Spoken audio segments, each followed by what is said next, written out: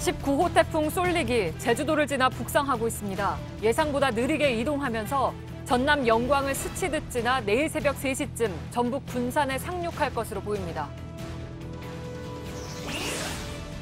태풍 쏠릭은 중심기압 970헥토파스칼, 최대 풍속 초속 35m의 중형급 세력을 유지하고 있습니다.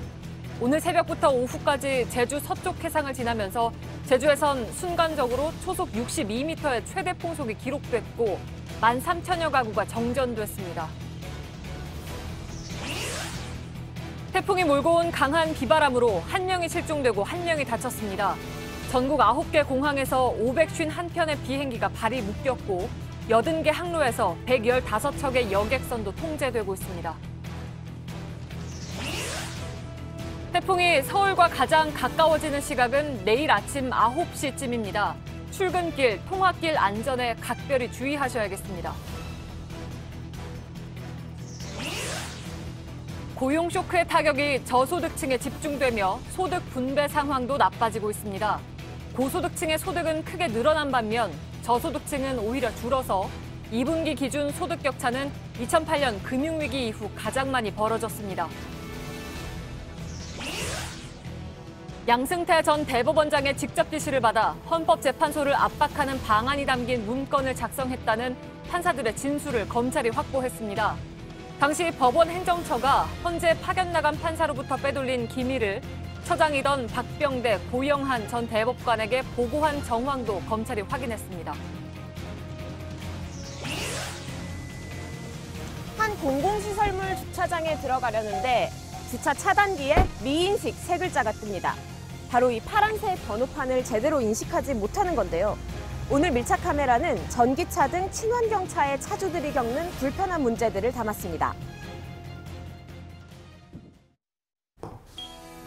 공기청정기가 도로 위로. 내일을 바꾸는 현대수소 전기차. 시청자 여러분, JTBC 뉴스룸을 시작하겠습니다. 19호 태풍 쏠릭의 상륙이 임박했습니다. 현재 서해안을 따라서 올라오고 있는데 앞으로 대략 한 7시간 뒤, 그러니까 새벽 3시쯤에는 전라북도 쪽을 통해서 한반도에 상륙할 것으로 예상됩니다. 일본의 기상청은 전남 쪽을 예측하고 있습니다만 우리 기상청은 전북, 그중에서도 군산을 주목하고 있습니다. 자, 당초 예상보다는 늦어졌다고 하지만 그러나 조금 전에 나온 예보에서 1시간 앞당겨진 것이 새벽 3시 상륙입니다. 진로도 아래쪽으로 어제 예보보다는 좀 처져 있지만 여전히 태풍은 세력을 강하게 유지하고 있습니다. 이미 태풍이 훑고 지나간 제주도에서는 오늘 새벽에 초속 62m라는 기록적인 바람이 불기도 했습니다. 먼저 이상화 기자입니다. 태풍은 예상보다 훨씬 느리게 움직이며 진로도 자주 바뀌고 있습니다.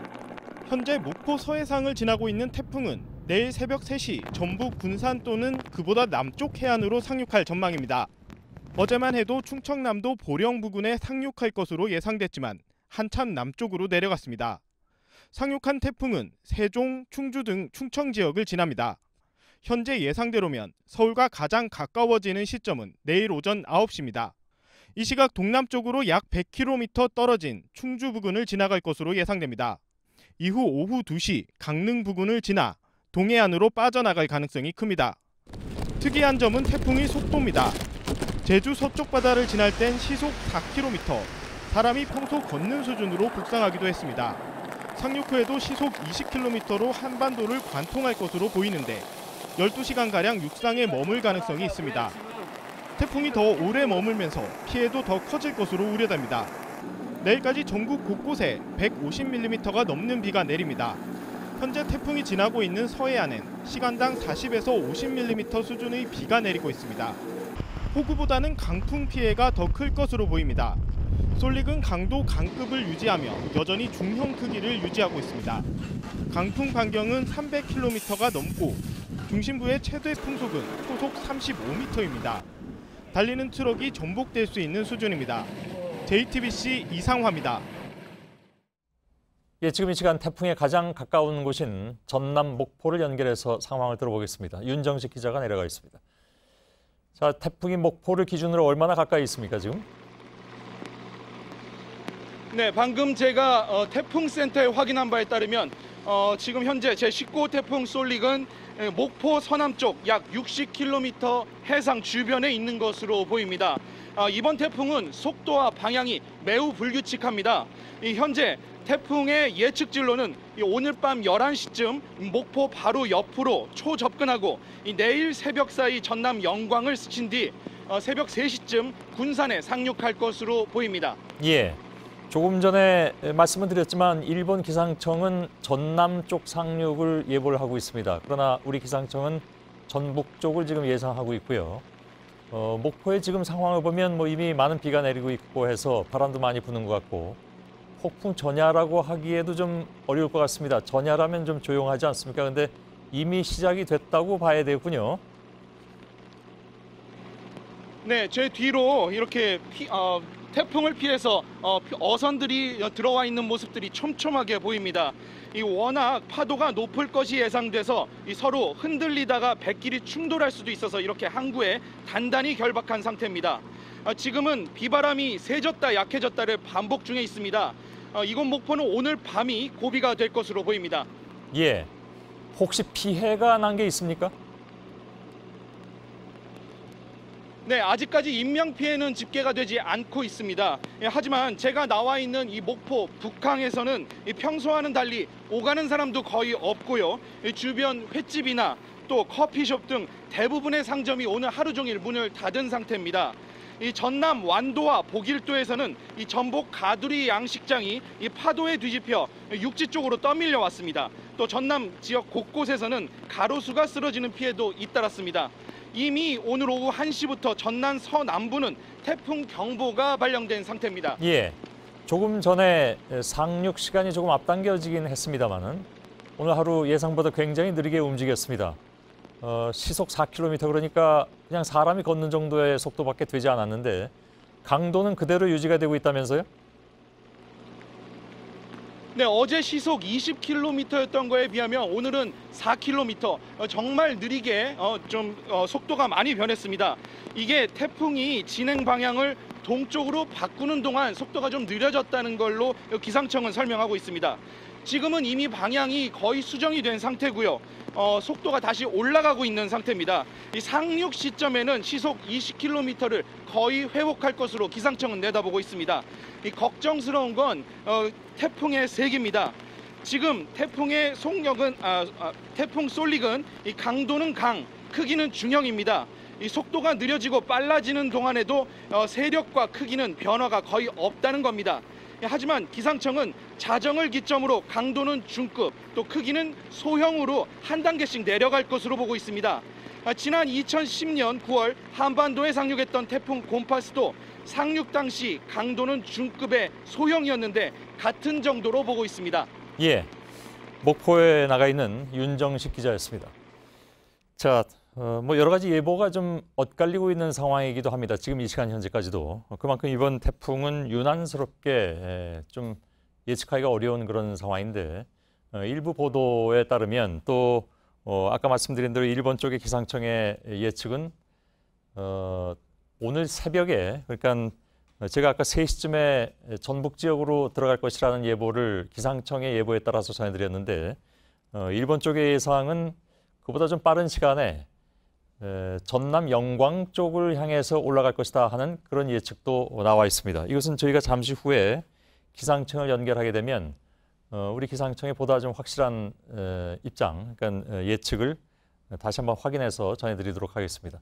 사실 어제 잠깐 말씀드렸습니다마는 수십 킬로미터 정도의 차이로 이게 큰 어떤 그 차이가 있는 것은 아니기 때문에 그러나 아무튼 어느 쪽으로 상륙하냐 하는 것은 여전히 많은 분들의 관심사 아니고 그에 따라서 인구 밀집 지역이냐 아니냐에 따른 그런 피해 정도도 달라질 수 있기 때문에 분명히 중요하긴 하죠. 저희들이 좀 확인해 보도록 하겠습니다. 태풍이 지나간 제주를 연결할 텐데요. 제주는 지금 태풍이 지나가긴 했지만 오늘 낮 동안 정말 굉장했습니다. 기상청 예보국장도 처음 들어본다는 초속 62m의 강풍이 몰아쳤고 또한 전기가 끊긴 곳도 많았습니다. 박상욱 기자가 제주도에 남아 있습니다. 그제와 어제 그리고 어제와 오늘이 또 상황이 좀 많이 달라 보이긴 합니다. 서귀포가 아니라 애월읍에 나가 있다고 들었습니다. 네, 그렇습니다. 어제는 제주도 남쪽에 있었지만 지금은 제주도 북쪽에 나와 있습니다. 이 태풍이 북상함에 따라 제주도 내에서 강풍이 부는 지역 역시 달라졌기 때문입니다. 태풍이 한창 제주도 남서쪽을 지나던 오전까지 서귀포 등 남서부 지역에 강풍이 불었던 것과 달리 이곳 애월읍에서는 북서부 지역에선 이 해질 무렵부터 바람이 점차 강해지고 있습니다. 여전히 이곳은 태풍의 강풍 반경 안에 들어있고 또 태풍 경보도 아직 해제 예고조차 나오지 않은 상태입니다. 그만큼 아직 안심하기엔 이르다는 겁니다. 예, 엄청난 양의 비가 쏟아졌고 산간 지역에 그리고 바람도 뭐 굉장히 강하게 불었다는 말씀을 좀 전에 드렸는데 밤사이 상황이 어땠습니까? 네, 어제 뉴스룸이 마치고 오늘 동이틀 무렵까지 비바람은 계속해서 거세졌습니다. 한라산에선 앞서 앵커께서 말씀하신 바와 같이 초속 62m의 기록적인 강풍까지 몰아쳤는데요. 서귀포 시내에서조차도 강풍이 바람이 워낙 강하다 보니까 자동차 문이나 상점 문 등을 여닫을 때 손이나 다리가 끼이지 않을 정도로 주의를 해야 되는 수준이었습니다. 이처럼 밤사이 몰아친 비바람에 해가 뜨고 난 이후에 서귀포엔 태풍이 핥히고 간 흔적들이 많이 남아 있었습니다. 건물에서 떨어져 나온 이 유리창 파편은 도로 곳곳에 흩어져 있었고 가로수를 비롯해 신호등 그리고 어디선가 떨어졌을지 모를 굵은 나무 줄기 등도 오후까지 시내 곳곳에서 목격이 됐습니다.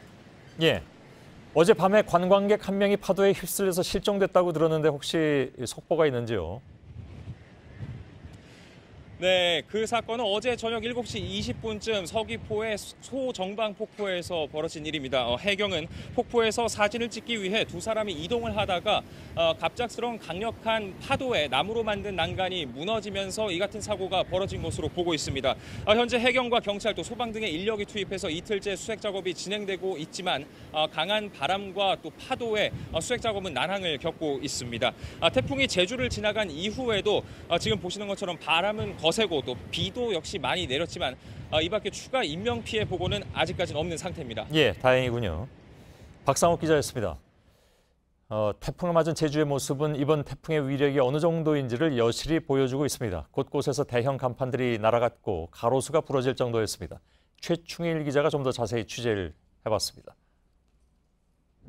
한 마트가 폭격을 맞은 듯 처참합니다. 건물에 앙상한 몰골이 드러났고 보행자들이 접근을 못하도록 안전띠가 쳐졌습니다. 20m가 넘는 대형 철제 간판이 와르르 무너져 내렸습니다. 초속 40m 이상의 강풍을 지닌 태풍 쏠릭은 이렇게 대형 구조물을 쓰러뜨릴 정도로 위협적이었습니다. 인근의 공사 현장은 철제 구조물이 휘어지고 거푸집까지 날아갔습니다. 서귀포항 인근 음식점의 유리 발코니는 바람에 떨어져 산산조각 났고 이국적인 자태를 뽐내던 야자수는 강풍에 꺾여 두동강 났습니다. 한라산을 넘어 북쪽으로 온 강풍은 제주 시내의 태양열 집광판을 망쳐놨고 전봇대까지 꺾었습니다. 태풍을 몇 번 겪어보긴 했는데 이렇게 심하게 와갖고 정전까지 길게 되고 자체적으로 발전기 틀어가지고 생선 살리고 있는. 이 밖에도 제주시에 위치한 별도봉 정수장 파이프가 파손돼 누수가 발생하는 등 공공시설에도 피해가 잇따랐습니다. JTBC 최충일입니다. 예, 태풍이 상륙할 것으로 우리 기상청이 예상했던 전라북도 군산에도 취재 기자가 나가 있습니다. 강신우 기자 연결되어 있습니다. 자, 지금 상황 보면 아주 심한 것 같진 않습니다. 뒤에 나무가 좀 흔들리긴 하는데 비도 그렇게 많이 오는 것 같진 않은데 어떻습니까, 강신우 기자? 네, 바람이 점점 거세지고 있어 태풍이 임박했음을 느낄 수 있습니다. 당초 태풍 쏠릭은 충남 태안반도에 상륙할 예정이었는데 그 이동 속도가 느려지면서 이동 경로도 대폭 남쪽으로 내려앉았습니다. 지금으로선 태풍이 전남 영광을 먼저 스치거나 곧장 이곳 군산으로 와서 육지에 상륙할 것으로 기상청은 예상하고 있습니다. 상륙 시간도 밤 9시에서 내일 새벽 3시쯤 대폭 늦어졌습니다. 이제 7시간 이상 남았지만 이미 주변 바다의 파고는 상당히 높아졌고 바람과 파도도 계속 거세지고 있습니다. 예, 영광을 스쳐서 군산 지역으로 상륙할 것이다라는 것이 우리 기상청의 예보이고 또 일부 예보는 그냥 영광 쪽으로 올라갈 것이다 하는 예보도 물론 나오고 있습니다. 그렇게 될 경우에는 상륙 시점이 좀 더 빨라지는 것이죠. 그러니까 새벽 1시 정도가 되는 것이죠. 아무튼 좀 지켜봐야 될 문제인 것 같습니다. 우리가 계속 상륙 지점에 관심을 갖는 것은 역시 태풍의 진로에 따라서 피해 지역과 피해 규모가 달라지기 때문인데 변동 가능성이 또 있는 것으로 보입니까? 어떻습니까? 네, 아무래도 태풍 오른쪽이 피해 상황이 클 수밖에 없습니다. 태풍은 속도가 조금씩 느려지고 있어서 더 남쪽이나 동쪽으로 갈 가능성도 충분히 있습니다. 이곳에선 기상청 예보에 시시각각 귀를 기울이면서 상황을 주시하고 있습니다. 예, 알겠습니다. 군산 지역을 잠깐 연결해봤습니다. 강신호 기자였습니다. 저희 뉴스룸에서는 며칠째 태풍 솔릭의 경로에 대해서 자세하게 설명을 해드리고 있습니다만 아직도 이렇게 설명해드려야 할 상황이 계속 발생을 하고 있습니다. 사회부 윤영탁 기자와 잠깐 좀 더 얘기 나누도록 하겠습니다. 경로는 왜 이렇게 자주 바뀔까요? 네, 일단 뭐 경로 얘기를 본격적으로 드리기 전에 먼저 지금 현재 상황을 다시 한번 정리를 간단하게 좀 해드리겠습니다. 현재 태풍은 목포 서남쪽 해상을 지나고 있습니다. 경로가 남쪽으로 이동하면서 사실 상륙 지점이 좀 애매해지긴 했습니다. 하지만 내일 오전 1시 정남 영광을 스쳐서 오전 3시에 군산에 상륙할 걸로 보고 있습니다. 2시간 뒤 대전 근처를 지나서 오전 9시엔 서울과 가장 가까워질 걸로 추정됩니다. 예. 오후 2시에 강릉을 통해서 한반도를 빠져나갈 전망입니다. 예, 그걸 이게 잠깐만 화면을 좀 두고 보면 그래서 이 차이인 것 같습니다. 그러니까 전남 영광을 스쳐가는 것을 상륙으로 볼 것이냐, 스쳐가는 것으로 볼 것이냐 하는 문제인 것 같은데. 네, 맞습니다. 예, 그 경로가 조금만 이렇게 좀 바뀐다 하더라도 그게 상륙으로 볼 수도 있고 스쳐가는 것으로도 볼 수가 있습니다. 네. 근데 현재까지 우리 기상청의 공식적인 입장은 그 최근해를 스쳐서 군산 쪽으로 상륙을 한다 이런 얘기잖아요. 네, 일단 저희가 이 그래픽을 통상 4시에 나오고 발표가 밤 10시에 나오는데요. 예. 오늘은 좀 일찍 상황이 좀 중해서 7시에 나왔습니다. 예. 그때 상황에서는 말씀하신 대로 태풍 경로가 약간 남쪽으로 수정되면서 예. 불규칙한 그 해안선 때문에 어디를 상륙 지점으로 봐야 되는지 예. 문제가 좀 있었는데 7시 상황에서는 정남 영광을 윗부분을 좀 지나서 군산으로 들어간다고 하는데 저희는 본격적으로 한반도의 본토에 진입하는 시점을 군산으로 봐서 새벽 3시 군산을 상륙 시점으로 생각하고 있는 겁니다. 알겠습니다. 사실 이 정도는 그게 아주 중요하진 않을 수도 있습니다. 어차피 저쪽으로 올라오는 것이고 피해는 저쪽에서 많이 날 수가 있다는 그런 얘기니까 어제 오후에 일본 기상청이 경로를 확 틀었다는 소식을 전해드린 바 있는데 어제만 해도 너무 방향이 크게 바뀐 것 아닌가 싶었는데 결국 그 방향대로 가고 있는 거라고 봐야 되겠네요. 그럼? 네, 맞습니다. 일단 오늘도 먼저 오후 6시에 발표한 일본 기상청에 발표한 예상 경로를 먼저 살펴보시겠습니다. 예. 어제보다 오히려 방향을 더 남쪽으로 꺾은 상황입니다. 이대로라면은 광주를 지나서 경북 울진 부근으로 지날 걸로 보입니다. 어제 일본 기상청이 경로를 수정한 뒤에 미국은 오늘 자정에 우리 기상청도 오늘 새벽부터 경로를 남쪽으로 수정했습니다. 예. 자, 그래서 뭐 현재까지로는 일본 기상청이 보다 좀 더 정확하게 예측을 했다. 뭐 그렇게 봐야 될 것 같긴 합니다. 아무튼 상륙은 초읽기에 들어가 있는데 아주 이례적으로 보이긴 합니다. 이렇게 경로가 수시로 바뀌는 것은. 월요일부터 저희들이 태풍 간의 상호작용, 그러니까 후지와라 효과가 나타날 수 있다고 말씀드렸는데 그렇게 봐야 됩니까? 아니면 우리 기상청은 그것이 후지와라 효과가 아니라 기압의 차이에서 생기는 것이다라고 설명을 하고 있는데 어떻게 봐야 될까요? 일단 태풍 간의 상호작용이 일어나면 태풍의 경로가 전혀 알 수 없는 방향으로 진행될 거다 이렇게 말씀을 계속 드려왔습니다. 예. 상호작용이 일어났다고 단정할 수는 없는 상황입니다. 하지만 그런 일이 조금씩 일어나고 있는 것도 사실입니다. 예. 태풍 시마론의 상황을 먼저 살펴볼 필요가 있는데요. 우선 시마론이 지금은 솔릭보다 더 센 태풍입니다. 오늘 오전 3시 기준으로 보면요. 시마론이 솔릭보다 중심기압도 더 낮고 최고 풍속도 더 빠릅니다. 예. 가장 위력이 강했을 때의 세계는 두 태풍이 비슷했지만 시마론이 더 늦게 발생했기 때문입니다.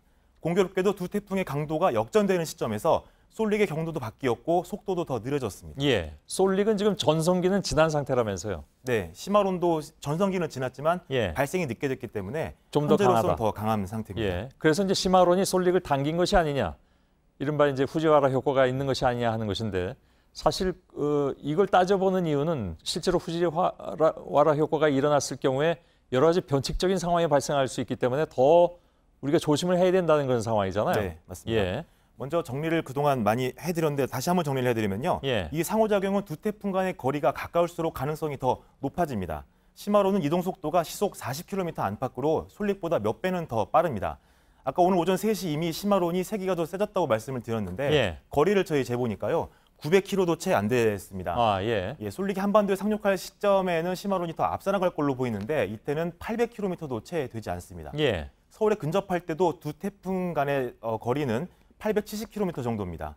이 후지와라 효과가 통상 1000에서 1200km 내에서 일어날 가능성이 높은 걸로 알려져 있습니다. 예, 그렇다면 뭐 가능성이 그만큼 보이는 거군요. 기상청은 정확하게 뭐라고 설명을 합니까? 일단 태풍의 상호작용이라고 보기는 어렵다는 입장입니다. 문제는 이 일기도를 보면서 좀 설명을 드리겠는데요. 역시 시점은 오늘 오전 3시입니다.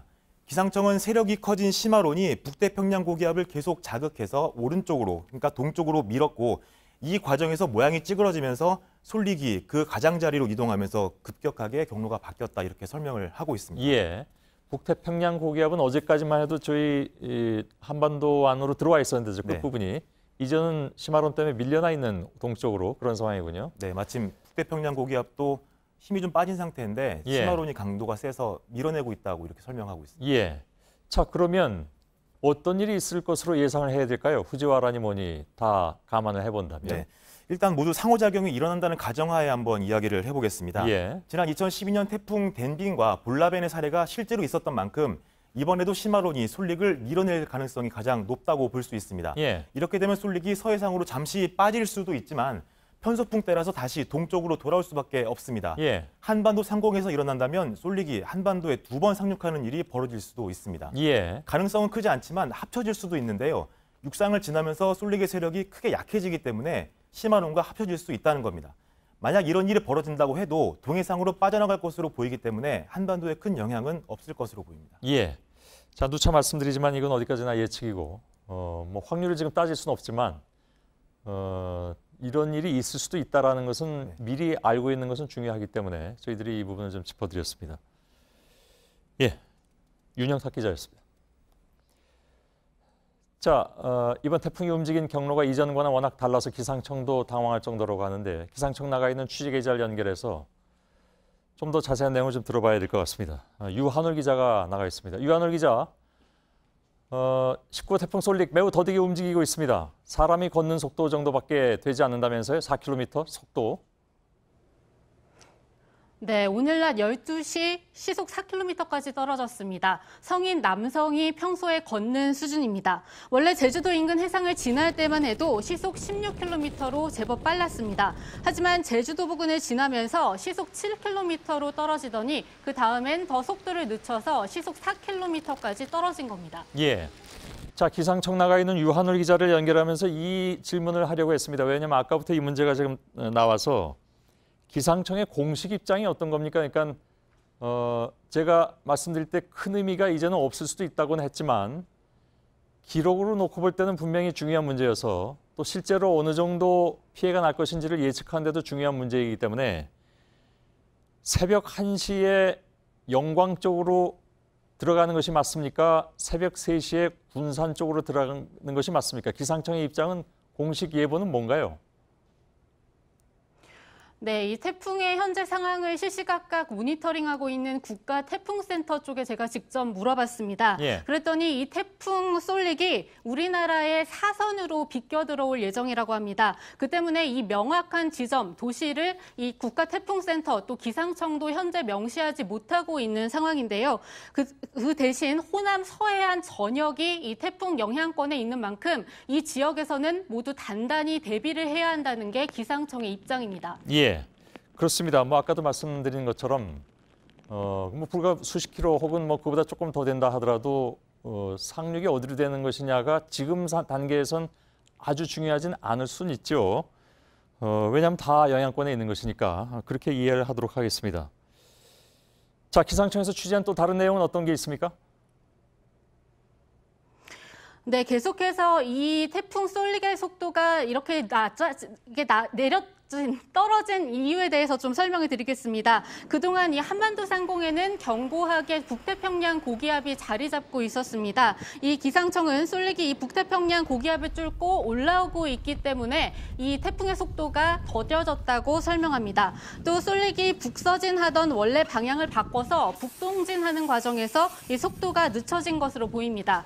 여기에 바로 앞에서도 설명드린 이 제20호 태풍 시마론의 후지와라 효과 때문이라는 주장도 일부에서 나오고 있는데요. 하지만 이 시마론이 쏠릭에 영향을 주기에는 줄 사이의 거리가 너무 멀다라는 반론이 벌써부터 나오고 있습니다. 따라서 추후에 좀 더 면밀히 분석할 현상이라고 기상청은 밝혔습니다. 예, 그것도 내용이 좀 엇갈리는군요. 아까 윤영탁 기자 얘기로는 충분히 가까운 거리다라는 그런 분석이 있었는데 또 한편에서는 또 다른 반론도 나오고 있는 모양입니다. 그만큼 뭐 기상 상황이라는 것은 예측하기가 좀 어려운 것일 테니까요. 유한울 기자가 기상청에서 전해드렸습니다.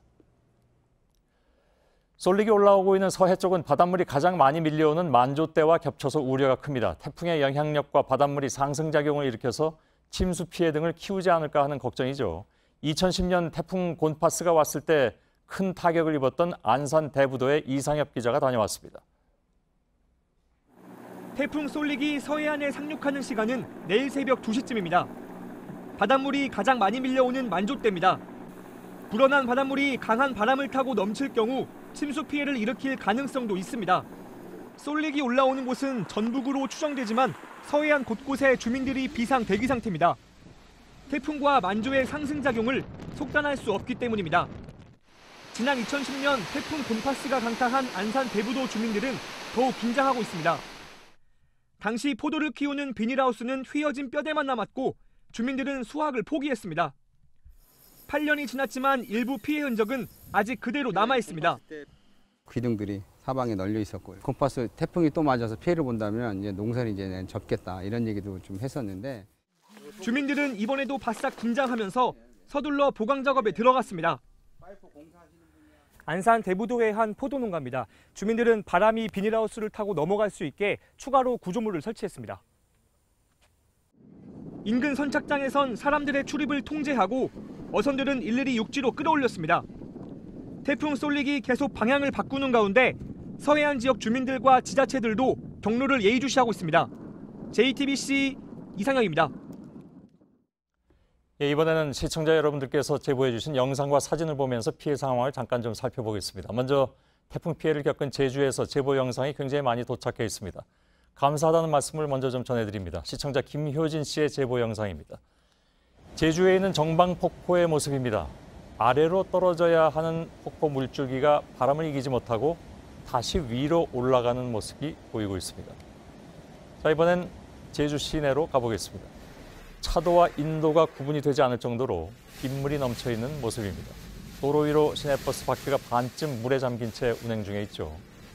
시내에 있는 주유소에도 빗물이 넘쳐 들어간 상황입니다. 자, 이번엔 다른 도로 모습입니다. 아스팔트 위로 빗줄기가 아주 세차게 내리고 있습니다. 건물 안으로 비바람이 들이닥치는 모습까지 생생하게 담겨 있습니다. 아찔한 순간도 화면에 담겼습니다. 제주에 있는 주차장인데 바람을 견디지 못한 야자수가 힘없이 부러져서 떨어집니다. 이번엔 태풍이 향하고 있는 전남 지역의 모습입니다. 여수에서 제보해 주신 영상입니다. 무선지구 삼거리라고 하는데요. 화면 왼쪽을 잘 보시면 노란색 간판이 바람을 이기지 못하고 종이장처럼 인도로 떨어집니다. 간판이 떨어질 당시 인도 위에는 아이들이 있었다고 하는데 화면에서도 놀란 듯 황급히 피하는 모습이 보입니다. 다치지 않아서 정말 다행입니다. 예, 여러분들의 제보 영상은 저희들이 역시 늘 열어놓고 기다리고 있습니다. 지금 뉴스룸이 진행되고 있는 시간에도 여러분들의 제보가 들어오면 필요한 경우에는 여러분들께 바로 제보 내용을 전해드리도록 하겠습니다. 태풍이 한반도로 북상하면서 피해도 더 커지지 않을까? 이건 뭐 당연한 우려이긴 한데 전국의 피해 상황을 종합해서 집계하는 중앙재난대책안전본부를 잠깐 연결하겠습니다. 이수정 기자, 전국적으로 피해 상황이 집계가 된 게 있습니까? 네, 중앙재난대책안전본부는 구급 구조 활동을 담당하는 소방청 등 유관기관과 전국 17개 지자체에서 파악한 이번 태풍 피해 현황을 하루 4번에 걸쳐서 전국적으로 집계해서 발표하고 있습니다. 지금까지는 오후 5시에 집계된 내용이 가장 최신인 겁니다. 인명피해는 2명으로 어제 저녁 제주에서 발생한 실종자 1명과 부상자 1명입니다. 여객선과 항공기도 곳곳에서 운항에 차질을 빚었습니다. 한국공항공사는 오늘 제주를 오가는 486편의 항공기가 모두 결항됐다고 밝혔습니다. 전국적으로도 551대의 항공기가 결항됐습니다. 여객선도 97개 항로 165척도 발이 묶였습니다. 현재도 각 지자체에서 집계가 이루어지고 있는데요. 다음 피해 상황 발표는 밤 11시로 예정돼 있습니다. 예. 대비태세는 잘 되고 있나요? 네, 지금 중앙재난대책안전본부는 오늘 낮부터 대응태세를 1단계에서 2단계로 격상해서 근무 중입니다. 중대본 2단계 발령은 중대본이 태풍 같은 자연재해에 대해서 내릴 수 있는 가장 높은 조치입니다. 태풍 경보가 내려져 있고 대규모 피해가 예상될 때 내려지는 조치인데요. 이와 별도로 위기경보도 심각으로 가장 높은 단계를 발령했습니다. 따라서 합동 근무에 참여하는 기관이 기존의 교육부와 해수부 등에서 국방부와 복지부로도 확대됐습니다. 행정안전부는 태풍이 북상하면서 추가 피해가 발생하는 것에 따라서 대응 체제에 참여하는 유관기관을 더 늘릴 수 있다고 밝혔습니다. 예, 중앙재난대책안전본부의 이수정 기자가 전해드렸습니다. 항공편은 말씀드린 대로 오늘 하루 동안만 551편이 결항되고 있습니다. 무더기 결항은 내일까지 이어질 전망입니다. 요금은 환불된다지만 모처럼의 여행길은 포기해야 하는 상황입니다. 전다빈 기자입니다. 김포공항 곳곳에 결항편을 알리는 안내문이 붙여져 있고 예약자들은 카운터에서 결항 확인서를 받습니다. 많이 난감하죠. 6월부터 준비했어요. 제주도에서 이제 일본에서 오는 친구들과 함께 이제 만나려고 했는데 그 방법이 없어요. 어떻게? 네, 근데 내일 것도 지금 다 티켓이 다 없어요. 국토교통부는 전국 공항에서 오늘 자정까지 국내선 506편, 국제선 45편이 결항된다고 밝혔습니다. 평소에 이곳은 짐을 붙이기 위해 줄을 선 승객들로 가득 차는데요. 오늘은 태풍으로 인한 결항이 이어지면서 이렇게 텅 비었습니다. 인천국제공항에서도 일본 필리핀행 등 국제선 19편이 운행을 못하게 됐습니다. 인천공항과 용유역을 왕복하는 자기부상열차 운행도 저녁 6시 이후 중단됐습니다. 무더기 결항이 내일까지 이어질 수 있어 항공권을 예매했다면 운항 정보를 계속 확인할 필요가 있습니다. 태풍과 같은 천재지변으로 항공편이 취소될 경우 요금은 전액 환불됩니다. JTBC 전다빈입니다. 예, 이 시각 서울 도심 상황도 알아보겠습니다. 오늘 아무래도 태풍 대비 등을 위해서 귀가를 서두른 시민들이 많이 계실 텐데 태풍이 서울에 가장 가까워지는 시점이 바로 내일 아침 출근 시간대와 겹칩니다. 그래서 더욱더 우려가 되죠. 서울 강남역에 나가 있는 이가혁 기자를 연결하겠습니다. 자, 서울은 아직 태풍을 크게 느끼진 못하고 있습니다. 지금 바깥 상황이 어떤지요? 네, 직장에서 퇴근하는 시민, 또 인근 학원에서 수업을 마치고 귀가하는 학생들 정도를 말고는 평소 강남역 치고는 상당히 한적한 모습입니다. 내일 태풍 예보 탓인지 또 비 때문에 짓궂은 날씨 때문인지 조금 귀가를 서두르는 모습을 볼 수가 있었습니다. 빗방울이 약 2시간 전쯤부터 점차 굵어지기 시작하더니 지금 이렇게 앞을 조금 보기 어려울 정도로 굵어졌고 또 제가 이곳에서 서 있으면서 가장 몸소 변화를 크게 느끼는 것이 바람의 색입니다. 이 점퍼를 입고 있는데도 조금 쌀쌀하게 느껴질 정도로 바람이 세지고 있고 약 2시간 전쯤에는 이곳에 달려있던 현수막과 각종 깃발들을 서초구청에서 바람에 날릴 것을 대비해서 미리 제거하는 모습을 볼 수가 있었습니다. 그리고 제 옆에 이런 식물들도 조금씩 바람에 점차 세게 흔들리기 시작했고 또 건물에 있는 깃발이나 태극기들도 강하게 바람이 불 때마다 흔들리는 모습을 볼 수가 있었습니다. 예. 자, 이게 원래 당초 예상은 새벽에 서울에 도착할 것이다라는 것이었다가 점차 이제 그 경로도 남쪽으로 처지고 그러면서 지금은 제일 가깝게 접근하는 그 시점이 아침 출근 시간대 정도로 얘기가 나오고 있습니다. 그래서 출근 시간대가 굉장히 좀 걱정이잖아요.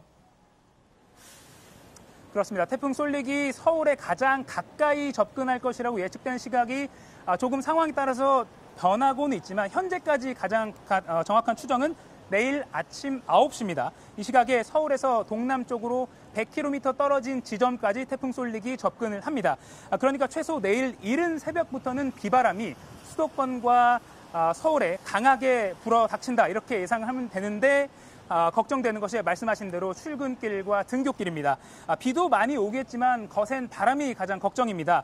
보통 풍속이 초당 20m를 넘어가면 약한 나뭇가지가 쉽게 꺾이고 사람에게 피해를 줄 수 있다 이렇게 예측이 되는데 지금 예측이 나온 것을 보면 내일 최대 순간 풍속이 초당 40m까지도 예상이 되고 있습니다. 눈을 뜨기 힘들 정도의 비바람이 때때로 불 수 있기 때문에 내일 등굣길이나 출근길 평소 다니는 길이더라도 낡은 간판이 달린 곳이나 또 낡은 주택의 담벼락 또 큰 나무 밑으로는 좀 지나다니는 것을 삼가하시는 게 좋겠습니다.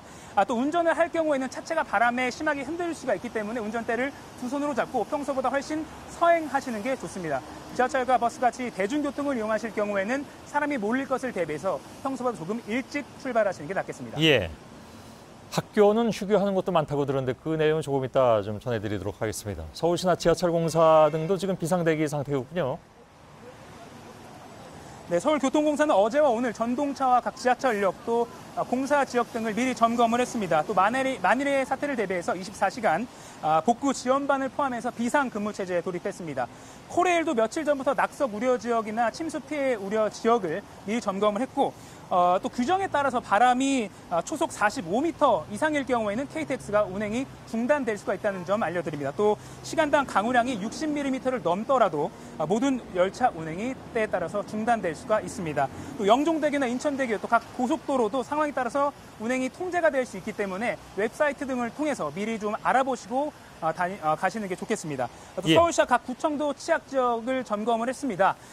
특히 서울시는 하청이 범람할 것을 대비해서 하청 출입을 삼가달라 이렇게 각별히 당부했습니다. 예, 이가혁 기자가 강남역 앞에서 전해드렸습니다. 자, 각급 학교들은 오늘 이미 휴업이나 단축 수업을 했습니다. 태풍이 상륙하는 내일은 전국의 대부분 유치원은 물론이고 초, 중, 고등학교가 휴업합니다. 이혜원 기자가 전해드립니다. 태풍이 스쳐 지나간 제주도는 교육감 직권으로 도내 모든 학교에 휴업을 권고했습니다. 휴업은 교직원은 학교에 나오고 학생들만 등교하지 않는 겁니다. 호남과 경남을 포함해 모두 1,942개 학교가 휴업했습니다. 충북에서는 599개 모든 학교가 오늘 하루 단축 수업을 했습니다. 태풍이 내일 새벽 상륙할 것으로 예보되면서 각 시도교육청은 긴급 회의를 열었습니다.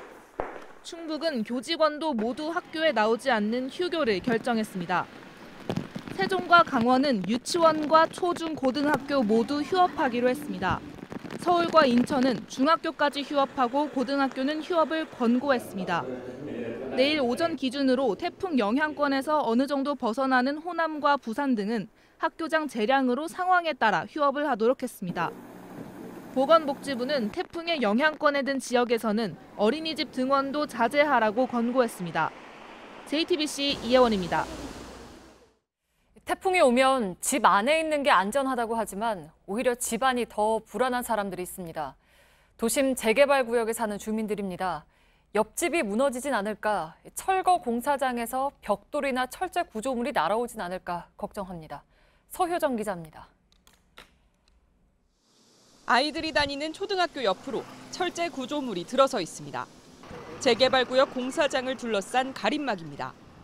태풍을 앞두고 찢어지거나 날아갈까 봐 천막은 떼어냈지만 철제 구조물은 그대로 서 있습니다. 아니, 전봇대도 불려나가는데 저거 넘어지면 큰일 난데 왜 저거 안 하나 지금 그러고 있어. 건물을 부수고 남은 콘크리트와 유리 조각은 그대로 버려져 있습니다. 철거를 하다만 건물도 유리창이 깨진 채 버려져 있습니다. 유리창 부서진 게 저기 바람 불면 밑으로 쏟아진다고. 안 깨진 유리도 쏟아지는데 깨진 유리가 아니라 더 쏟아지니까. 아직 재개발 작업이 시작되지 않은 지역은 더 걱정입니다. 건물 대부분이 낡았기 때문입니다. 이렇게 벽에 금이가 있어서 제가 조금 만졌더니 이렇게 벽 조각이 떼어져 나올 정도입니다. 지붕도 보시면요. 이렇게 시멘트 조각들 사이로 속이 훤히 들여다 보일 정도로 많이 낡아 있습니다. 문제는 이 집들이 무너져 내리면 이쪽으로 경사가 져 있기 때문에 옆집으로 피해가 갈 수도 있다는 겁니다. 건물이 워낙 낡아 비가 새서 천막을 둘러놨는데 그 위에 벽돌을 올려놓기도 했습니다. 강풍이 불면 주변을 위협할 수 있는 물건들입니다. 도심 재생 사업을 하겠다며 재개발 구역에서 해제된 지역에선 노후주택들이 방치되고 있습니다. 비바람이 조금만 불어도 지붕 기와장이 날릴까 아니면 철문이 뜯어질까 걱정입니다. 뭐든지 홀랑홀랑 다 날아가잖아. 이 동네는 아주 힘들어. 우리 동네 여기가. 재개발 구역으로 지정된 동네가 서울에만 300곳이 넘습니다. JTBC 서유정입니다. 수도권 지역 중에서 쏠릭이 가장 가까이 올 것으로 예상되고 있는 곳은 경기 동남부 쪽입니다. 여기 농민들은 비닐하우스가 날아가거나 농작물이 물에 잠길까 봐 노심초사하고 있습니다. 최수연 기자입니다. 사다리를 타고 올라가 비닐하우스에 비닐을 덧댑니다. 20개의 하우스를 정비하는데 하루 종일이 걸립니다. 바닥에 고정시키려고 12개 망치질도 합니다. 몇 년 전 침수 피해를 겪은 농민이 쏠리기 몰고 올 비바람을 막기 위해 필사적으로 대비를 하는 겁니다. 그때 태풍처럼 바람이 너무 많이 불어서 혼난 적이 있습니다. 이렇게 비닐이 다 뜯어지고 뭐 날아가고 겁이 나서 지금 미리미리 예방 차원에서 지금 이렇게 계속 비닐을 덧대주고. 근처 다른 마을의 농민들도 마찬가지입니다. 비닐하우스에 빈틈을 막고 수확 가능한 채소는 미리 걷어들입니다. 비닐하우스는 특히 태풍에 취약합니다. 비바람에 이렇게 비닐이 찢어지기도 하고 비닐하우스가 통째로 날아가기도 합니다. 토사가 안으로 밀려들면 농작물을 덮어서 한 해 농사를 망칠 수 있습니다. 논밭이 물에 잠길까 걱정도 큽니다. 염려되는 것들은 이제 침수가 안 되게 주변 이제 배수로 관리도 미리 해놓고 잠 못 자고 대기해야 될 것 같습니다. 지자체 측은 침수 위험이 있는 곳은 대부분 정비를 마쳤다면서도 예보보다 더 많은 비가 오면 피해가 커질 수 있다고 우려했습니다. JTBC 최수연입니다. 네, 정부도 비상체제입니다. 문재인 대통령은 외부 일정을 취소하고 국가위기관리센터를 찾았습니다. 태풍의 예상 경로에 석유화학시설과 발전소가 밀집해 있어서 정부가 24시간 긴급 복구반을 가동하기로 했습니다. 이태경 기자입니다. 문재인 대통령은 오늘 오전 청와대 국가위기관리센터에서 긴급 점검회의를 주재했습니다. 국가적 비상대비 체제 태세를 유지해서 총력 대응해 주시기 바랍니다. 특별 재난지역 선포 등 가능한 모든 지원책을 미리 검토를 해주기 바랍니다. 문 대통령은 오후 예정됐던 규제개혁 관련 행사 참석도 취소했습니다. 각 부처도 비상체제에 들어갔습니다. 산업통상자원부는 백운규 장관 주재로 에너지 공기업, 산업단지 관련 기관장들과 긴급 대책회의를 열었습니다. 태풍 상륙이 예정된 지역에 정유화학시설, 발전소 등이 밀집해 있기 때문입니다. 산업부는 원전이나 송배전망, 태양광 시설 피해에 대비해 24시간 긴급 복구반을 가동하기로 했습니다. 농식품부도 전국 저수지 배수장의 가동 상태와 비닐하우스 등 농업시설을 점검했습니다. 농식품부는 지자체와 농협을 통해 농민들에게 수확기가 가까워진 과일이나 채소는 태풍이 오기 전 수확해달라고 독려했습니다. 해양수산부는 태풍 비상대책본부를 꾸리고 여객선과 어선 대피 현황을 점검하고 있습니다. JTBC 이태경입니다. 네, 일본엔 쏠릭이 빠져나가자마자 20호 태풍 시마론이 찾아왔습니다. 강한 비바람을 몰고 오늘 밤에 일본 열도를 통과합니다. 그리고 난 뒤에도 다시 홋카이도를 덮칠 가능성이 있습니다. 일본 기상청은 밤이 되기 전에 빨리 피하라고 권고했습니다. 어제 큐슈에서 쏠릭의 피해 상황을 전해드렸던 윤서령 특파원이 오늘은 시마론을 취재하기 위해서 시코쿠 지역으로 이동했습니다. 시마론은 전날보다 빠른 시속 35km 속도로 오늘 저녁 일본 열도에 상륙했습니다. 중심기압 950헥토파스칼, 최대 순간 풍속 60m의 강한 태풍입니다. 시코쿠를 시작으로 서일본 지역을 통과합니다. 2달 전 기록적 폭우로 220명이 넘는 사망자를 낸 지역을 그대로 훑기 때문에 바짝 긴장한 상태입니다. 태풍 시마론이 들어오는 길목인 시코쿠 도쿠시마 시내입니다. 6시가 지나면서 빗줄기가 굵어지기 시작했는데요. 바람도 점차 거세지고 있습니다. 상점들은 일찌감치 문을 닫고 비 피해에 대비하고 있습니다. 일본 기상청은 위험해질 때까지 기다리지 말고 어두워지기 전에 대피를 서두르라고 권고했습니다. 시코쿠와 긴키 지역 등에서는 곳곳에서 열차 운행이 중단됐고 항공과 선박의 발이 묶였습니다. 今、南駅に到着した列車で運転見合わせとなりました。で、運転の見通しはまだ今現在立ってないような状況です。 밤사이 시즈오카에선 10m가 넘는 파도에 대학생 3명이 휩쓸려 실종됐습니다. 무게 400kg의 동상도 태풍을 피해 잠시 대피했습니다. 지역에 따라 내일 낮까지 600에서 1000밀리의 호우가 예상됩니다. 시마로는 경로를 동쪽으로 틀어 25일쯤 홋카이도에 재상륙할 가능성도 경고됐습니다. 시코쿠 도쿠시마에서 JTBC 윤서령입니다. 예, 이산가족 상봉을 위해서 제주도에서부터 온 100살의 할머니는 과연 가족을 잘 만날 수 있을까? 70년 만에 만남을 방해하는 것은 예상치 못한 태풍입니다. 내일 금강산으로 떠나기 위해서 속초에 모인 이산가족들도 태풍 때문에 일정에 차질이 생길까 마음을 졸이고 있습니다. 문재인 대통령도 필요하다면 상봉 장소와 일정 등을 재검토하라고 지시했습니다. 가족들이 모여있는 강원도 속초를 연결하겠습니다. 박현주 기자, 지금 방북에 앞서서 속초에서 오늘 밤을 보내게 되는데 아직까지 거기는 뭐 태풍의 어떤 기운이 느껴지진 않겠죠? 네, 이곳 속초에는 아침부터 흐린 날씨가 이어지더니 밤이 되면서는 비바람이 꽤나 거세졌습니다. 이곳 속초 한화 리조트에는 총 81가족 그리고 326명이 모여 있는데요. 지금은 저녁 식사를 마치고 각자 방에서 쉬고 있습니다. 또 고령의 상봉자가 많은 만큼 의료진이 몇몇 방을 돌면서 건강검진도 하고 있습니다. 예, 벌써 비와 바람은 좀 있는 모양이군요. 근데 이제 아무튼 태풍 때문에 바로 이제 경로상에 들어갈 수가 있기 때문에 혹시라도 일정에 차질이 생길까 걱정하는 분들이 굉장히 많을 것 같습니다. 네, 예정대로라면 가족들은 내일 아침 9시에 이곳 속초를 출발해서 강원도 고성의 남북 출입사무소를 거쳐서 육로를 통해서 금강산으로 넘어가게 됩니다. 이 동선 자체가 태풍의 영향권에 들 수 있다는 우려가 있는데요. 또 금강산에 도착한 이후에도 그 태풍의 영향권에 그대로 들 거라는 우려가 나옵니다. 오만찬이 진행되는 금강산 호텔과 또 상봉이 이뤄지는 면회소가 조금씩 떨어져 있기 때문에 고령자들의 경우에는 그 동선에도 각별히 유의해야 할 것으로 보입니다. 어제부터 금강산에 남아있던 인원들이 관련 시설에 대한 긴급 점검에 들어가기도 했습니다. 예. 자, 아직까지 내일 어떤 그 예정이라든가 일정 같은 것들이 뭐 바뀐다든가 하는 얘기는 없죠?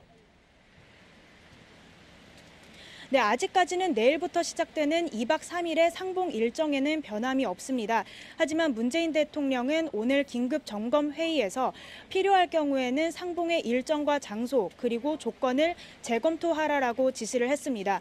통일부도 아직까지는 상황의 변동은 없지만 북측과 협의를 통해서 일정이 변할 가능성에도 대비를 하고 있다고 밝혔습니다. 예, 알겠습니다. 속초에서 박현주 기자가 전해드렸습니다. 트럼프 미 대통령은 대북 제재를 빨리 풀어주고 싶다 이렇게 말했습니다. 북한 핵 폐기를 전제로 하긴 했지만 조기 제재 해제 발언은 싱가포르 북미 정상회담 이후에 처음 있는 일입니다. 2차 정상회담을 할 가능성이 크다고 한 데 이어서 제재 해제를 거론하는 것은 폼페이오 장관의 4차 방북을 앞두고 비핵화에 대한 빅딜이 성사되길 바란다는 메시지로도 보입니다. 정효식 특파원입니다. We have massive sanctions. I want to take them off quickly, but they've got to get rid of the nukes. 트럼프 대통령이 웨스트 버지니아주 유세에서 지난 3개월 동안 김정은 위원장과 매우 좋은 관계를 맺고 있지만 제재는 풀지 않고 있다면서 한 말입니다. 김 위원장과는 궁합이 좋다며 무슨 일이 있을지 지켜봐야겠지만 아마 잘 해결될 것이라고 낙관도 했습니다. 이 같은 발언은 폼페이오 장관의 4차 방북을 앞두고 제재에 반발하는 김 위원장을 달래는 동시에 구체적인 비핵화 조치 합의를 유도하는 발언으로 풀이됩니다. 트럼프 행정부는 이달 들어서만 3차례 북한의 밀수를 돕는 중국, 러시아 기업들을 상대로 추가 제재를 하는 등 압박을 이어가고 있습니다. 트럼프 대통령이 2차 정상회담 카드에 이어 빨리 제재 해제를 하고 싶다고 발언한 것은 폼페이오 장관의 방북을 앞두고 김정은 위원장의 핵 포기 결단을 우회적으로 압박한 것이란 분석입니다. 워싱턴에서 JTBC 정효식입니다. 다음 소식입니다. 소득이 높은 가구의 수입은 더 늘고 소득이 낮은 가구의 수입은 더 줄었다는 통계가 나왔습니다. 그러니까 소득 분배가 더 나빠져서 경제적 격차가 더 벌어졌다는 지표입니다. 정책 기조를 어떻게 둘 것이냐에 대한 고민이 더 깊어지게 됐습니다. 이현 기자. 지난 2분기 가구당 월평균 소득은 453만 1,000원으로 1년 전보다 4.2% 늘었습니다. 전체 소득은 늘었지만 소득 규모에 따라 나눠서 보면 사정이 다릅니다. 하위 20% 가구의 한 달 소득은 132만 5천 원. 지난해 같은 기간보다 오히려 7.6% 줄었습니다. 정부가 복지를 늘린 덕에 이전 소득, 재산 소득은 늘었지만 일에서 번 돈, 근로소득과 사업소득이 크게 감소했습니다. 조선 자동차 산업의 구조조정에 안정적인 일자리가 줄었고 내수가 침체돼 영세 자영업자의 소득도 감소한 탓입니다. 반면 상위 20%에 속하는 가구는 한 달에 913만 5천 원을 벌어 지난해 2분기보다 10.3%나 소득이 늘었습니다. 자연히 소득 양극화는 심화했습니다. 상위 20% 소득이 하위 20% 소득의 몇 배인지를 나타내는 소득 배율은 5.23배를 기록했습니다. 2분기 수치만 놓고 볼 때 금융위기 때인 2008년 이후 격차가 가장 컸습니다. 하위 20% 가구의 소득은 지난 1분기에도 전년 동기 대비 8% 감소했습니다. 당시 문재인 대통령은 이를 두고 매우 아픈 지점이라고 언급하기도 했습니다. 2분기에도 상황이 크게 변하지 않으면서 최저임금 인상 등 정책 기조를 두고 벌어진 논란이 증폭될 전망입니다. JTBC 이현입니다. 예, 소득 분배 상황이 이렇게 나오자 정부와 여당은 일단 재정을 최대한 확대해서 대응한다는 전략을 내놨습니다. 일자리 예산을 역대 최대 규모로 꾸리겠다는 것이 오늘 나온 결론입니다. 이에 따라서 정부가 제출할 내년도 예산안도 470조 원에 육박하는 슈퍼 예산안이 될 것이라는 전망이 나왔습니다. 송승환 기자입니다. 당정협의에서 홍영표 민주당 원내대표는 재정 확대의 필요성을 강조했습니다. 올 하반기와 내년 1년은 우리 경제와 민생을 살릴 골든타임입니다. 대폭적인 확장적 재정 운영이 필요합니다. 고용 쇼크에 충격을 받은 정부도 이에 호응했습니다. 김동연 경제부총리는 일자리와 사회 안전망 확충, 혁신 성장을 위해 지출을 늘리겠다고 했습니다. 일자리 예산을 역대 최고 수준으로 확대하여 민간, 공공부문 일자리 창출을 적극 지원하겠습니다.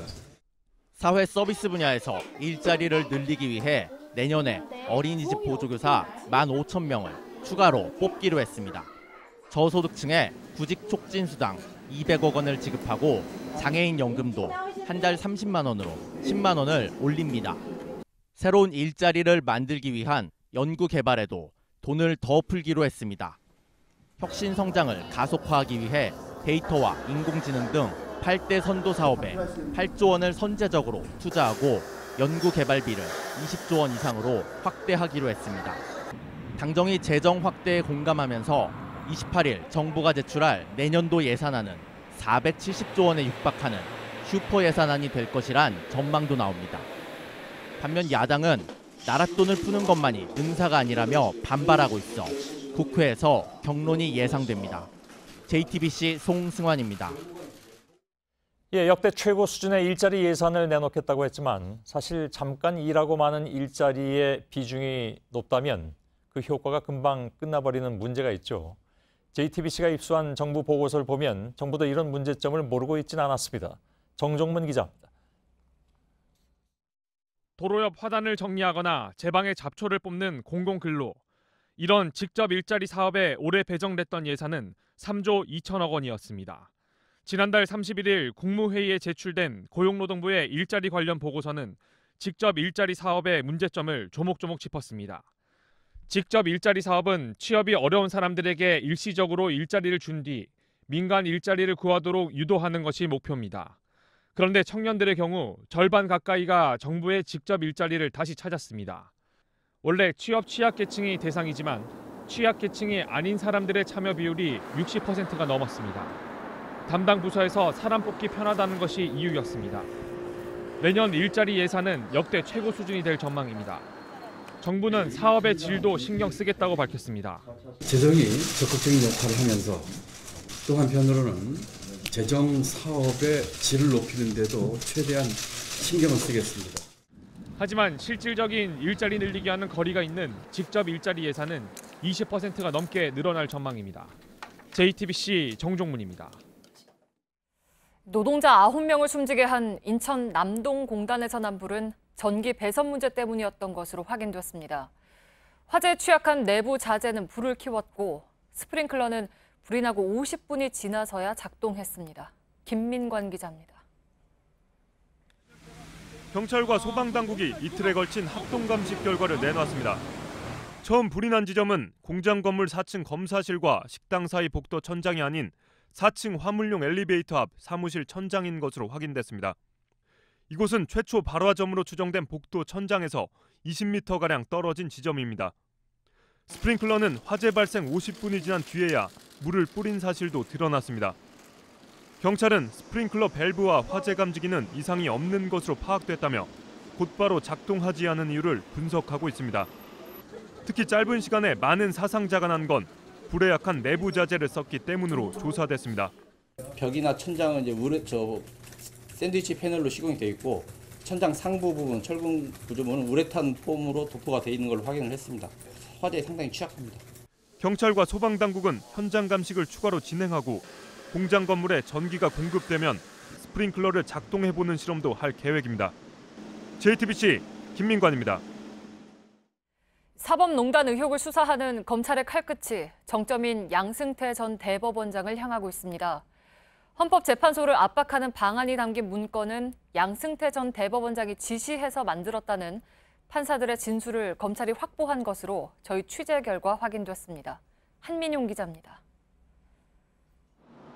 법원행정처는 2015년 10월 헌법재판소 관련 비상적 대처 방안 검토라는 문건을 만들었습니다. 이 문건은 헌재에 파견 나간 판사로부터 헌재 소장과 관련된 풍문을 수집하는 등 헌재에 대한 압박 방안이 담겼습니다. 그런데 최근 검찰이 여러 명의 판사들로부터 양승태 전 대법원장의 직접 지시로 해당 문건을 만들었다는 진술을 확보한 것으로 JTBC 취재 결과 확인됐습니다. 검찰은 또 헌재에서 파견 근무하던 최모 부장판사가 빼돌린 기밀 사항을 활용해 작성된 문건도 확보했습니다.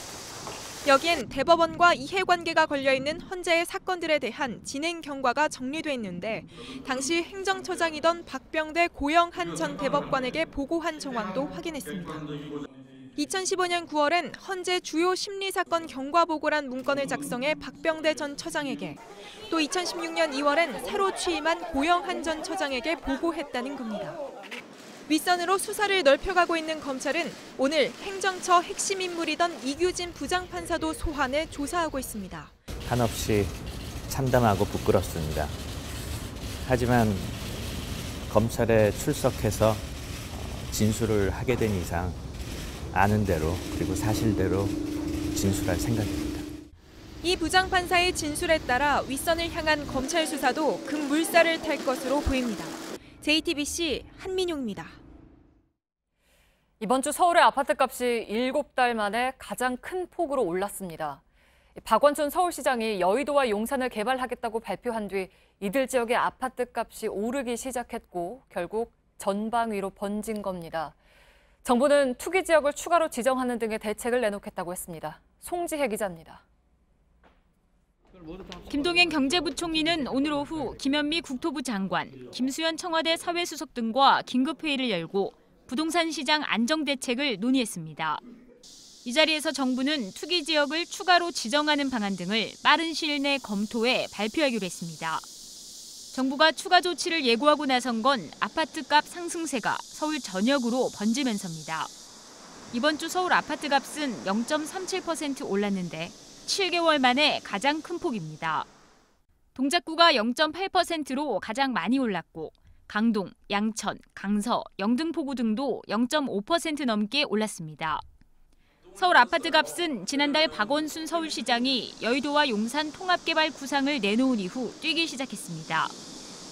상승세는 지난주 인근 마포, 양천구로 번지더니 이제 서울 전역으로 확산하는 흐름입니다. 반포가 오르니까 그 가격을 따라서 흑석동도 올라가는 거예요. 한강이 보이는 쪽은 현재 17억, 그다음에 한강이 보이지 않는 곳은 16억의 호가가 지금 나옵니다. 영등포구와 용산구, 강남구 등은 이미 투기 지역으로 묶여 있습니다. 추가 지정 가능성이 높은 곳으론 종로구와 중구, 동대문구, 동작구 등이 거론됩니다. 투기 지역이 되면 양도세 부담이 커지고 주택담보대출도 세대당 한 건으로 제한됩니다. JTBC 송지혜입니다. 대형 허리케인이 다가오고 있는 미국 하와이는 지금 바짝 긴장하고 있습니다. 초속 64m의 강풍이 불고 있습니다. 진주만의 미군과 잠수함도 대피했습니다. 이한주 기자입니다. 우주에서 바라본 태평양 하와이 일대입니다. 거대한 비구름 속에 대형 허리케인의 눈이 또렷이 보입니다. 최고 시속 230km의 강풍을 동반한 허리케인 레인이 하와이 남동쪽 약 250km 해상까지 진출했습니다. 최고 등급인 5등급을 오르내릴 정도로 위력적입니다. 이르면 현지 시간 목요일 오후부터 하와이 본섬과 마우이섬, 오아후 섬이 차례로 허리케인의 영향을 받을 전망입니다.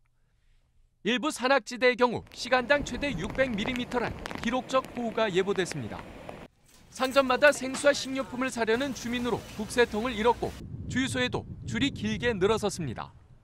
하와이 대부분의 학교가 휴교를 결정했고 공무원 역시 필수 인력을 제외하고는 휴가가 허용됐습니다. 하와이 진주만 히컴 기지에 주둔 중인 해군 병력과 전투기, 잠수함에도 일시 대피령이 내려진 상태입니다. 하와이 주당국은 26년 만에 초대형 허리케인 접근을 앞두고 연방 정부에 재난지역 선포를 사전 요청했습니다. JTBC 이한주입니다. 네, 태풍이나 폭염의 수준을 분석할 때 바람이 핵심 요소입니다.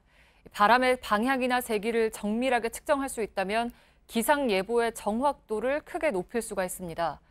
유럽 우주국이 지구의 모든 바람을 측정해서 이른바 지구 바람 지도를 만들기 위한 첫 위성을 쏘아 올렸습니다. 이주찬 기자입니다.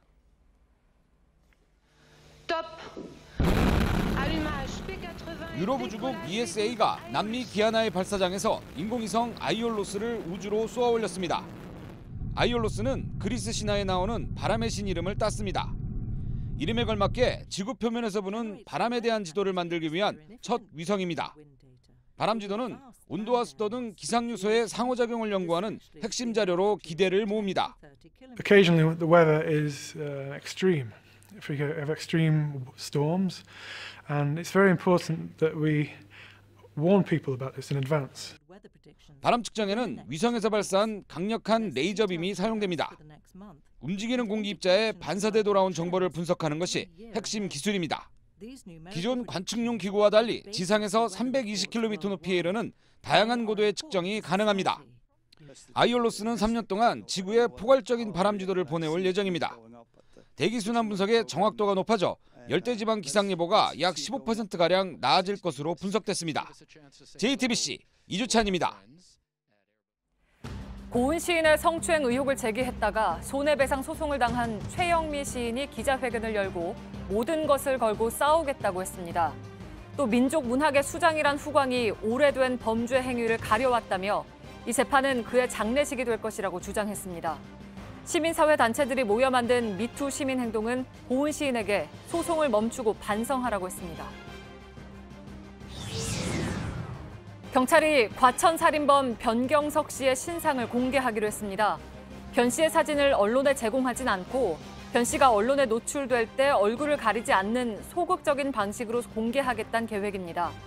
변 씨는 자신이 운영하는 노래방에서 말다툼을 벌인 손님을 살해한 뒤 시신을 훼손해 유기한 혐의로 구속됐습니다. 개에 물려 전치 3주 진단을 받은 초등학생에게 개 주인이 5,300만 원을 배상하란 판결이 나왔습니다. 2015년 부모와 산책을 하던 A양은 개에게 얼굴과 가슴 등을 물렸습니다. 법원은 개 주인이 입마개를 채우지 않는 등 안전관리에 소홀했다고 판단했습니다. 또 자녀가 개 옆에 다가가지 않도록 주의를 기울여야 했다며 A양 부모의 책임도 일부 인정했습니다. 하반기 대기업의 신입공채 규모가 지난해보다 15%가량 늘어날 것으로 조사됐습니다. 잡코리아가 주요 대기업 208곳을 조사한 결과 51%가 하반기 대졸 신입공채에 나설 거라고 밝혔습니다. 또 채용 일정은 9월과 10월에 집중돼 있습니다.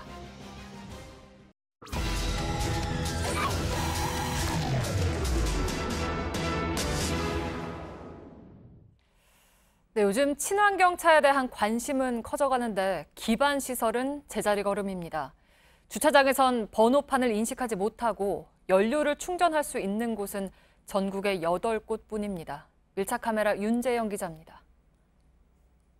BMW 차량에서 또 불이 나 디젤차의 인기가 갈수록 식고 있습니다. 디젤차의 한계를 드러내는 일련의 사건들을 거치면서 친환경차들이 갈수록 늘어나고 있습니다.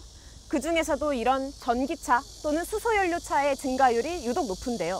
그런데 이런 친환경차의 차주들이 끊임없이 불만을 제기하는 문제들이 있습니다.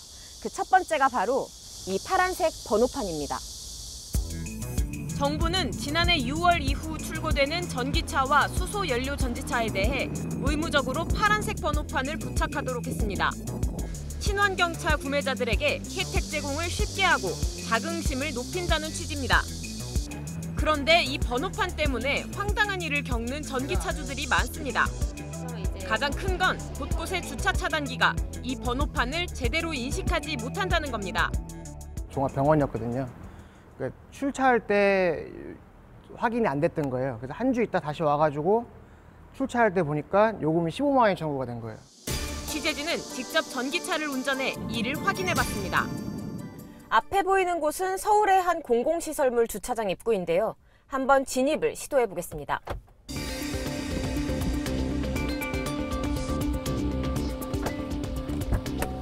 주차 차단기에 미인식이라는 세 글자가 뜹니다. 인식이 안 되는 거잖아요. 파란 번호판은 그런 경우가 종종 있어요. 번호판을 바꿔야 될 거예요, 아마. 이러한 문제는 적외선 카메라가 파란색 바탕과 검은색 글씨를 제대로 구별하지 못하기 때문입니다. 확실하게 보이잖아요. 파란색이 바탕이다 보니까 그게 이제 회색으로 보이는 거죠. 허라는 글씨를 하라고 인식하는 등 오류도 잦습니다. 심지어 번호판을 개조했다며 경찰에 고발된 차주도 있습니다. 번호판 그 스프레이가 뿌려진 건으로 이제 뭐 고발이 들어와서 경찰서 연락처를 가르쳐 줄 테니 전화해보라. 민원이 빗발치지만 국토교통부는 방도가 없다는 입장입니다. 전체적으로 좀 친환경적인 느낌, 카메라 업체가 이제 전국적으로 난립을 하고 자동 업체도 많지 않습니까? 우리 거기서 프로그램을 보정해주고 튜닝하는 방법이 최선인데. 친환경 차량 운전자들의 불만은 번호판만이 아닙니다. 전기차 충전소가 설치된 한 마트 주차장입니다. 이렇게 초록색으로 색칠된 두 곳이 전기차 전용 주차구역인데요. 보다시피 일반 차량이 주차돼 있습니다. 다른 지하 주차장도 비슷합니다. 거기 보면은 일반 차들 많이 되고 해가지고 그냥 있거든요. 충전할 수 있는 자리를 놓고 전기차 주인들 사이 갈등도 비일비재합니다. 해가 지날수록 차 수요가 갑자기 늘어나면은 충전 시설이 지금도 좀 불편한 상태인데 최근 주목받고 있는 수소연료 전지차의 충전 시설은 더 열악합니다. 전국에 설치된 수소차 충전소는 8곳, 서울엔 2곳입니다. 나중에 이제 늘어나면 그때 난리가 나겠죠. 미리 빨리 확충을 해놔야죠. 정부가 친환경차 확산뿐만 아니라 관련 인프라도 함께 넓혀야 한다는 지적이 나옵니다. 가장 반복적인 대답은 수소 충전소를 설치했을 때 민원의 문제, 예산 편성의 문제, 그리고 관련된 규제가 지금 복잡하다. 가까운 중국은 일부 도시의 대중교통을 모두 전기차로 바꿨고 일본은 거의 100곳에 달하는 수소차 충전소를 보유하고 있습니다. 모두 미래를 내다보고 정부가 적극적으로 투자한 결과입니다. 한국도 친환경차 확산을 위해 보다 노력할 필요가 있겠습니다. 밀착 카메라 윤재영입니다.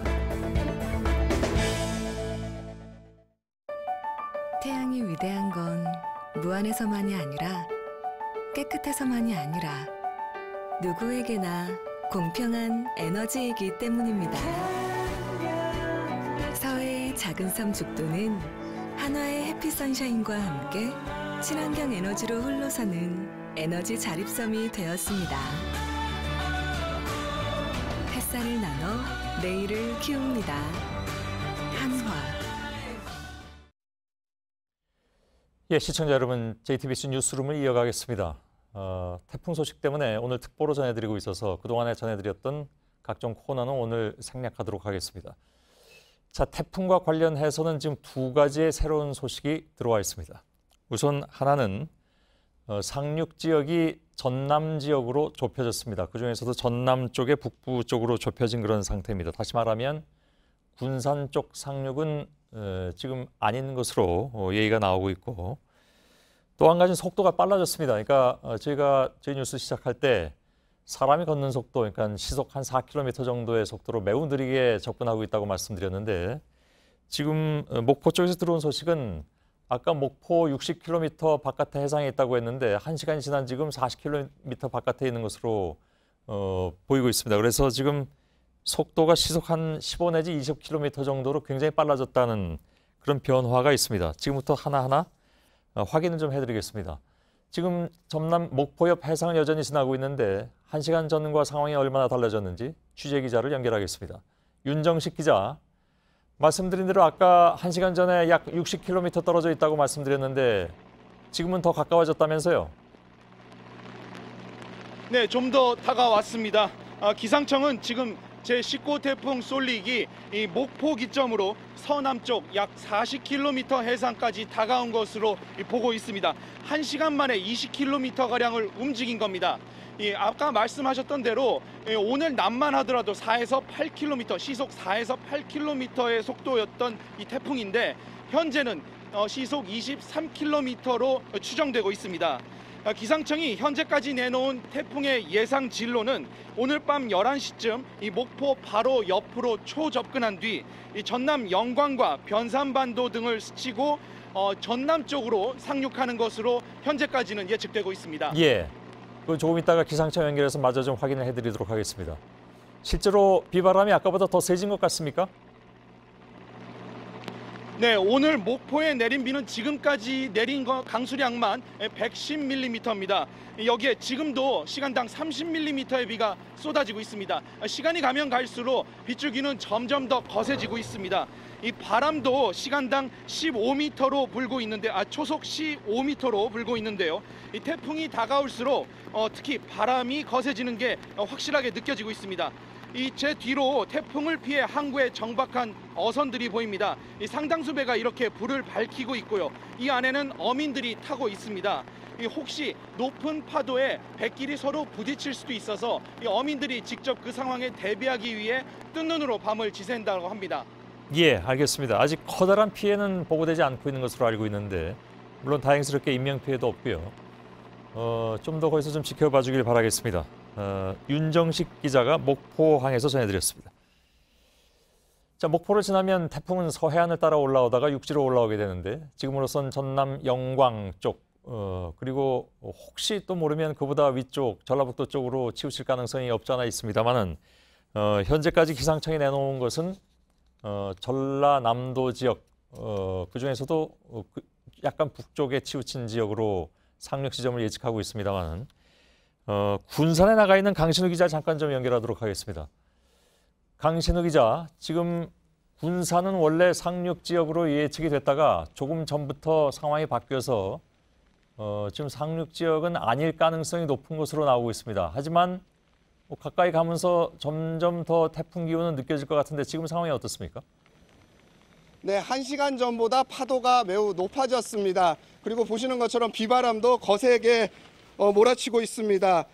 이곳 군산 비흥안 근처에서 새만금 방조제가 시작되고 방조제 끝에서 부안의 변산반도에 닿게 됩니다. 기상청에서는 전남 영광으로 아까 말씀드렸던 것처럼 태풍이 상륙할 것으로 보고 있습니다. 지금까지는 전북 지역에는 50mm 안팎의 비가 내렸고요. 내일까지 많은 곳에 150mm 이상의 비가 내릴 것으로 보입니다. 예. 자, 바람은 점점 이렇게 강해지고 있고 만조 시간이 겹치는 것이 이제 우려가 되는데 어떻습니까, 실제로? 네, 이번 태풍은 비뿐만 아니라 바람도 매우 거세게 몰아치고 있습니다. 조금 전에 확인해 본 바로는 이곳 군산의 최고 순간 풍속은 초속 15m를 넘나들고 있습니다. 여기에 바닷물 높이가 높아지는 만조 시간이 가까워지고 있어 태풍이 가장 가까이 다가올 때 10m 안팎의 높은 파도가 예상됩니다. 저지대에서는 하수도가 역류할 수 있어 주의가 필요합니다. 태풍이 상륙하는 오늘 새벽부터 내일 아침 사이가 최대 고비가 될 것으로 보입니다. 예, 군산에 나가 있는 강신우 기자였습니다. 자, 계속해서 기상청을 좀 연결하겠습니다. 유한울 기자가 나가 있는데요. 보다 정확한 소식을 좀 전해드리도록 하죠. 유한울 기자 나와 있죠. 먼저 지금 태풍은 어디까지 올라와 있는지 지점이 좀 나와 있습니까?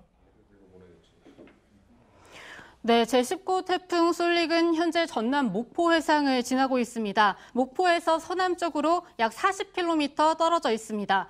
태풍의 강도는 여전히 강하고 규모도 중형급 태풍으로 나타나고 있습니다. 오늘 정오에 시속 4km까지 떨어졌던 속도도 현재 1시간당 23km로 다시 돌아온 상태입니다. 태풍이 점점 가까워지면서 전북과 전남, 광주 등 호남 전역에는 오늘 오후 태풍 경보가 내려졌습니다. 제주와 그 인근 해상 전체도 아직까지는 태풍 경보 상태를 유지하고 있습니다. 예. 조금 전에 저희들이 제주에 사시는 분한테 제보를 받고 영상도 받았는데 잠시 후에는 좀 보여드리겠습니다만은 제주는 지금 태풍이 지나갔음에도 불구하고 여전히 강한 바람, 높은 파도가 치고 있다고 하는군요. 잠시 후에 직접 좀 보여드리도록 하겠습니다. 그나저나 태풍 속도가 다시 빨라졌습니다. 그렇게 천천히 올라오다가 갑자기 빨라지고 있는데 상륙 시점과 관련해서 뭐 워낙 많이 말씀드렸기 때문에 더 말씀은 안 드려도 될 것 같고요. 이렇게 빨라진다면 육상에 올라와서도 빠른 속도를 유지할 경우에 당초에 꽤 오랜 시간 동안 육상에 머물 것으로 예측이 되는데 그게 좀 앞당겨질 가능성도 있을 것 같습니다. 그렇다면 예를 들어서 서울 같은 경우에 아까 저희가 보도해 드릴 때 아침 9시경 그러니까 출근 시간대와 겹칠 것이라고 말씀드렸는데 서울과 가장 가까운 지점이 그거보다 더 빠른 시간에 당도할 수도 있겠고 여러 가지 좀 변수가 생겼습니다. 기상청에서 취재한 내용을 전해주시죠. 관련해서. 네, 지금까지 상륙 지점으로 꽤 여러 군데가 언급이 됐었는데요. 그런데 기상청이 잠시 뒤 공식적으로 상륙 지점을 조금 더 남쪽으로 조정할 예정인 것으로 취재됐습니다. 지금 전남 해안 정도로 이야기가 되고 있습니다. 이후에 이 태풍은 점점 더 속도가 붙어서 서울에 가장 크게 영향을 주는 때는 내일 새벽부터 오전으로 보시면 되겠습니다. 그 다음에 오후 3시 이후 동해안으로 빠져나갈 것으로 보입니다. 예. 자, 그러면 한 가지만 더 물어보겠습니다. 속도도 좀 빨라지고 좀 남쪽으로 조정이 됐다면 수도권으로부터는 아무래도 조금 더 멀어질 거 아니겠습니까? 맞습니까? 그거에 대해서는 조금 더 자세히 취재해봐야겠지만 제가 아까 잠시 기상청 관계자한테 물어본 바에 따르면 그렇게 육상 내에서의 그러니까 북상을 하거나 상륙 뒤에 경로가 크게 바뀌지는 않는 것으로 지금까지 파악되고 있습니다. 그렇습니까? 알겠습니다. 여전히 수도권이든 어디든 내일 아침에 좀 조심을 많이 해야 될 것 같고 특히 새벽 일찍 태풍이 상륙하는 곳에서는 각별히 좀 유의를 하셔야 될 것 같습니다. 유한울 기자가 기상청에서 전해드렸습니다. 조금 전에 제가 말씀드린 제주도에 사시는 김영원 씨, 제주 성산 일출봉 앞에서 다이빙숍을 운영하시는 분인데 직접 찍은 영상을 보내오셨는데 우선 그 영상을 좀 보여드리겠습니다. 예, 성산 일출봉이 보이고 뭐 엄청난 파도가 지금 강한 바람과 함께 들이닥치고 있는 그런 상황입니다. 이게 그렇게 오래된 영상이 아니고 바로 조금 전에 9시에 찍은 오후 9시가 맞습니까? 예, 오후 9시 한 18분 정도 전에 찍은 사진 그림인데 그러니까 이 얘기는 제주도가 지금 태풍의 영향권에서 완전히 벗어난 것이 아니라는 얘기죠. 그러니까 경보가 아직도 발효 중에 있다는 것이 그것을 얘기해 주는 그런 상황인데요. 지금 김영원 씨의 말씀에 따르면 오히려 낮보다 더 비바람이 심해지는 것 같다 이런 얘기를 전해 오셨습니다. 혹시 잠깐 연결이 됩니까? 잠깐만 연결하고 끝내도록 하겠습니다. 여보세요?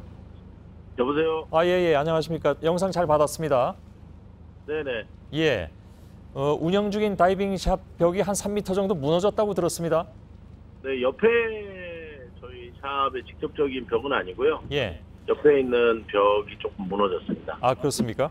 낮보다 네네. 오히려 심해졌다고 하는데 그게 맞습니까? 낮에는 동쪽에서 바람이 불었고요. 예. 정심때 정도에는 남풍이 불었고 지금은 남서풍이 불면서 예. 실제 이 성산 항 안에 있는 보트들은 항 안에 파도가 일고 있습니다. 지금. 예. 태풍의 이동에 따라서 풍향이 조금씩 바뀌어가는 그런 상황인 것 같습니다. 역시 좀 제주의 뭐 바람이 뭐 굉장하군요. 저희들이 잘 보고 이것도 오늘 찍은 그림이신 모양이네요. 네, 9시 정도에 저희. 이건 다른 그림이고 아까 저희들이 보여드린 그 내용인데 걱정되시는 게 그 관광객분들이 이렇게 파도가 막 넘어오는데 여전히 사진을 찍고 계시다는 얘기였습니다. 실제로 그랬습니까? 네, 지금 여기 이제 성산 일출봉 주변에 광치기 해변이라고 그 4.3 사건 유적지가 있는데요. 그쪽에서 성산 일출봉을 이렇게 관람하기가 위치가 좋습니다. 주차장도 좋고. 근데 아직 그 파도가 쳐서 거기를 넘나드는데 파도를 찍으시려고 그러시는 건지 모르겠는데 관광객들이 광치기 주차장에 차량을 주차를 하고 그쪽에서 또 사진 촬영을 하고 있는데 파도가 쳐서 지금 넘치고 있는데도 계속 촬영을 하고 있습니다. 조심하셔야 되는데 지금 뭐 이 영상만 보더라도 굉장히 위험해 보이는데 이 관광객 여러분들이 사실 지금 뭐 배도 끊기고 비행기도 끊기고 아무 데도 못 가시고 지금 제주도에 갇혀 있는 상황이긴 합니다만 더욱더 그래서 좀 조심을 하셔야 될 것 같습니다. 아직 제주도도 태풍은 끝나지 않았습니다. 김영원 씨 고맙습니다. 네, 감사합니다. 오늘 뉴스 특보로 전해드렸습니다. 태풍 이제 내일 새벽에 고비가 될 것 같은데 정말 조심하셔야 될 것 같고요. 저희들은 오늘 여기서 인사를 좀 드리도록 하겠습니다. 여러분 고맙습니다.